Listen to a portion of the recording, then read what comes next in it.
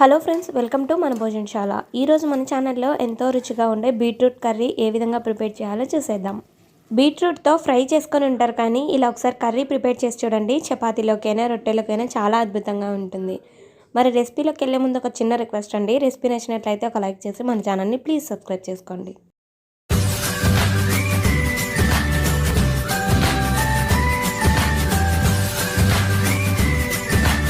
ముందుగా ప్రెషర్ కుక్కర్లోకి కొద్దిగా ఆయిల్ని వేసుకోండి.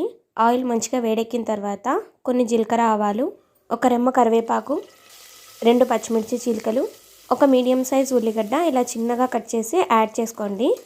ఉల్లిగడ్డల్ని బాగా బ్రౌన్ కలర్ వచ్చే వరకు వేయించాలి. అప్పుడైతేనే కర్రీ టేస్ట్ బాగుంటుందండి.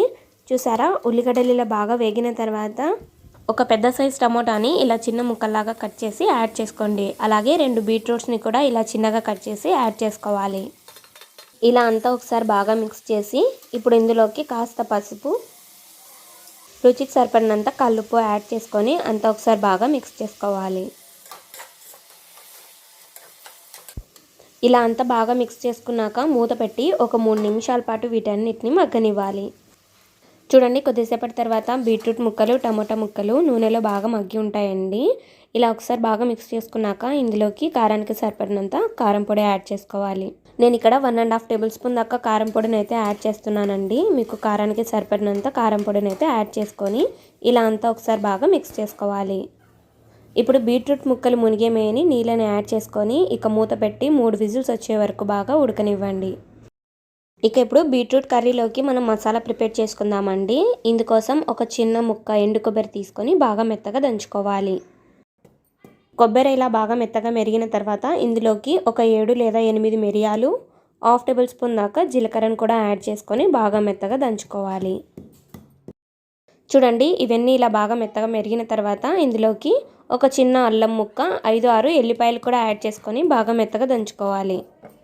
ఇలా బాగా దంచుకున్న తర్వాత ఇందులోకి 1 టేబుల్ స్పూన్ దాకా ధనియా పౌడర్ని కూడా యాడ్ చేసుకొని అంతా ఒకసారి బాగా మిక్స్ చేసి వీటన్నిటిని కూడా బాగా మెత్తగా దంచుకోవాలి. చూసారు కదండి, మసాలాలన్నిటిని ఇలా బాగా మెత్తగా దంచుకున్న తర్వాత ఒక ప్లేట్లోకి అయితే ట్రాన్స్ఫర్ చేసుకోవాలి. ఇక ఇప్పుడు ప్రెషర్ కుక్కర్లోని ఎయిర్ అంతా వెళ్ళిపోయిన తర్వాత ప్రెషర్ కుక్కర్ మూత ఓపెన్ చేసి బీట్రూట్ ముక్కలు బాగా ఉడికాయో లేదా అనేసి చెక్ చేసుకోండి. ఆల్మోస్ట్ 3 విజిల్స్కి బీట్రూట్ ముక్కలు అనేటివి బాగా మెత్తగా ఉడికిపోయి ఉంటాయండి. ఇలా ఉడికిన తర్వాత ఇందులోకి మనం ముందుగా దంచుకున్న మసాలా పౌడర్ని కూడా యాడ్ చేసుకొని అంతా ఒకసారి బాగా మిక్స్ చేసుకోవాలి. ఇలా మిక్స్ చేసుకున్నాక ఈ టైంలోనే మీకు సాల్ట్ సరిపోయిందా లేదా అని ఒకసారి చెక్ చేసుకొని ఒకవేళ సరిపోకుంటే కొద్దిగా సాల్ట్ని అయితే యాడ్ చేసుకోండి.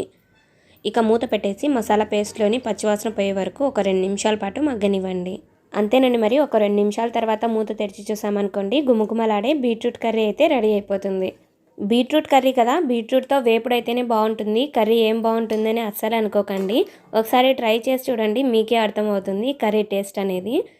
ఈ కర్రీ జొన్న రొట్టెలోకి, చపాతీలోకి చాలా అద్భుతంగా ఉంటుందండి. తప్పకుండా ఒకసారి ట్రై చేసి ఎలా వచ్చిందో మరి కామెంట్ బాక్స్లో కామెంట్ చేయండి. అలాగే రెసిపీ నచ్చినట్లయితే ఒక లైక్ చేసి మరిన్ని ఇలాంటి టేస్టీ రెసిపీస్ కోసం ప్లీజ్ మన ఛానల్ని సబ్స్క్రైబ్ చేసుకోండి. Thank you all. By by. మరొక మంచి రెసిపీతో మీట్ అవుదాం.